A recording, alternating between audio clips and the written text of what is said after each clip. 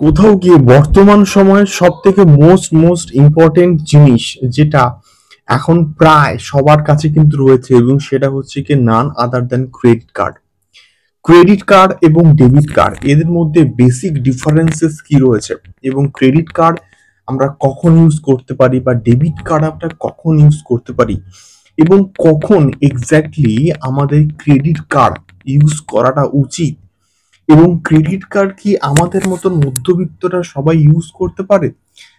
আরো credit card সম্পর্কিত সমস্ত তথ্য কিন্তু এই ভিডিওর মধ্যে আমি কিন্তু শেয়ার করব।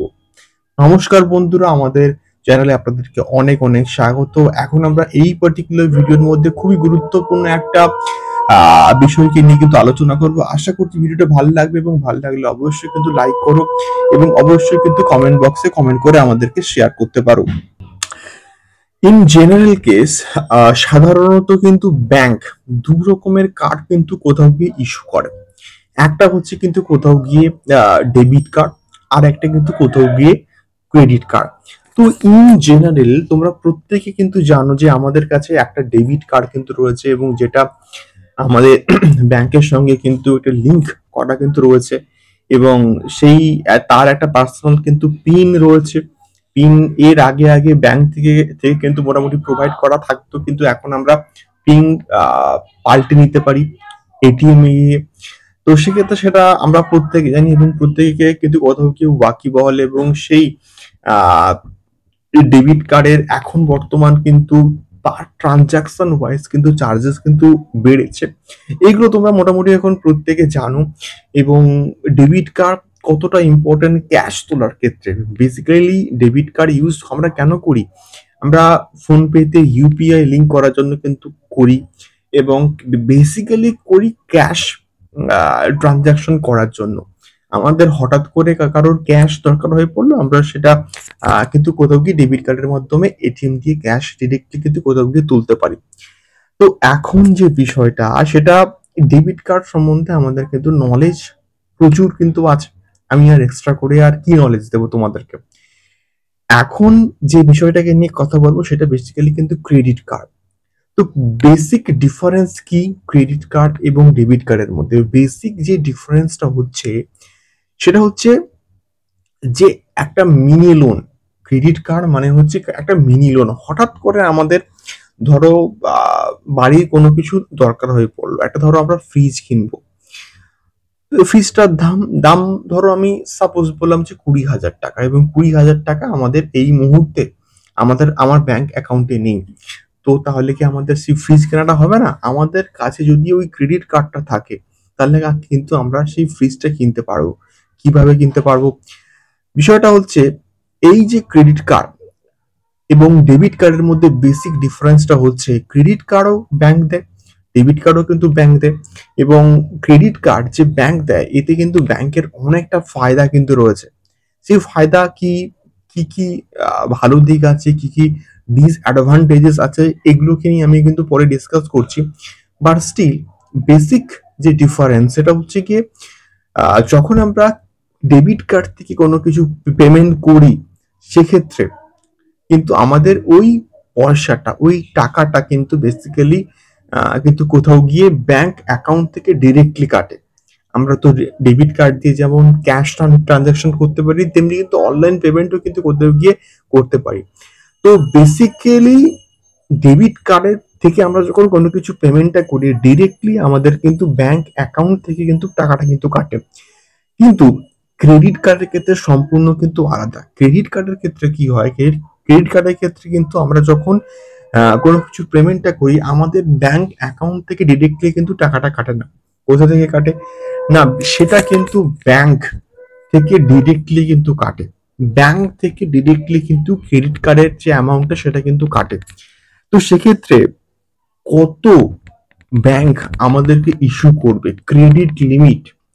তো ক্রেডিট লিমিট একটা কিন্তু কোথাও গিয়ে প্রত্যেকটা ব্যাংক তাদের কাস্টমারকে যারা ক্রেডিট কার্ড নেয় তাদেরকে কিন্তু ঠিক করে দেয় যে এই ব্যক্তিটার ক্রেডিট লিমিট এত হবে।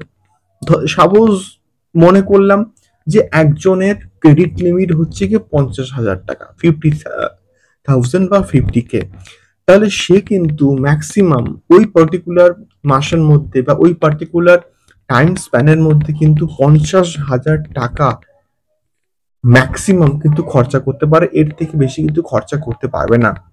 তো ধরা যাক তোমরা একটা ফ্রিজ কিনছো, তো সেক্ষেত্রে 20,000 টাকা তোমাদের রিকোয়ারমেন্ট কিন্তু রয়েছে, এবং 20,000 টাকা তোমরা ওই ভায়া ক্রেডিট কার্ড দিয়ে তোমরা কিন্তু ফ্রিজটা কিনে ফেললে।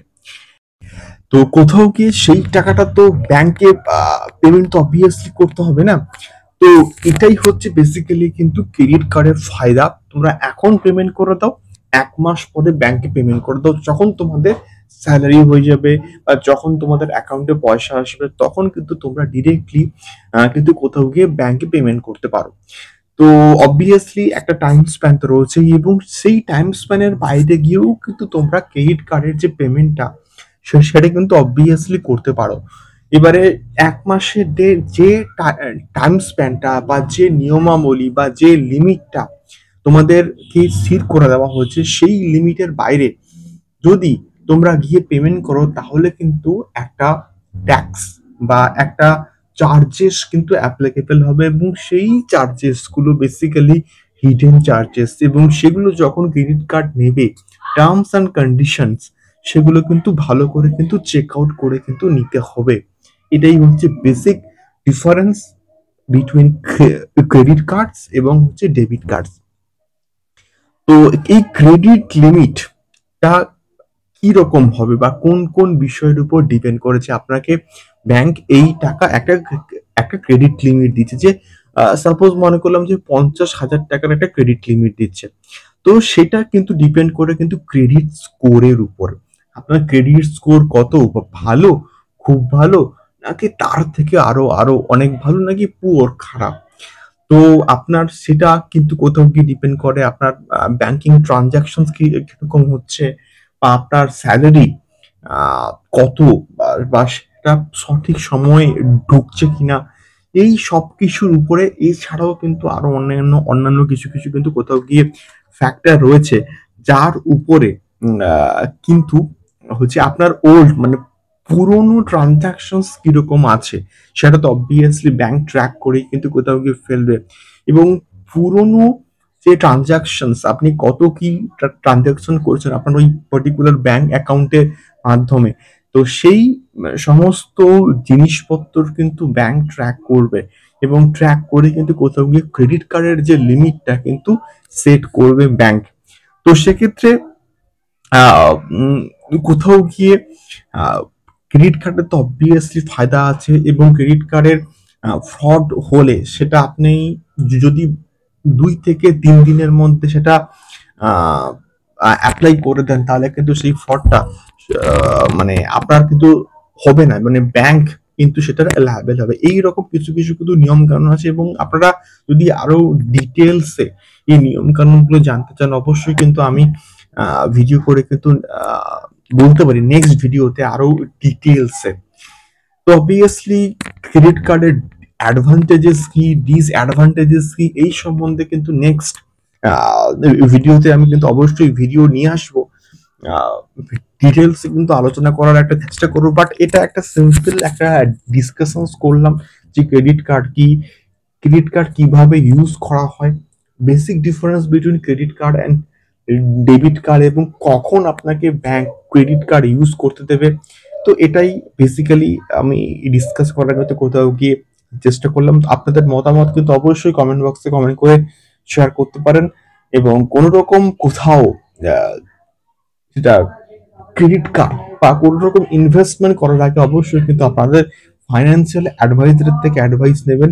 তারপরে কিন্তু প্রত্যেকটা ইনভেস্টমেন্ট সেটা করবেন, সেটা শেয়ার মার্কেট হোক, সেটা স্টক মার্কেট হোক, বা সেটা মিউচুয়াল ফান্ড হোক, যে কোনো জায়গায় বা যে কোনো ক্রেডিট কার্ড নেওয়ার আগে অবশ্যই ভালো করে টার্মস এন্ড কন্ডিশনস এবং হিডেন চার্জেস কি প্রত্যেকটা কিন্তু চেক আউট করে নেবেন। দেখা হচ্ছে পরবর্তী ভিডিওতে। অনেক অনেক ধন্যবাদ।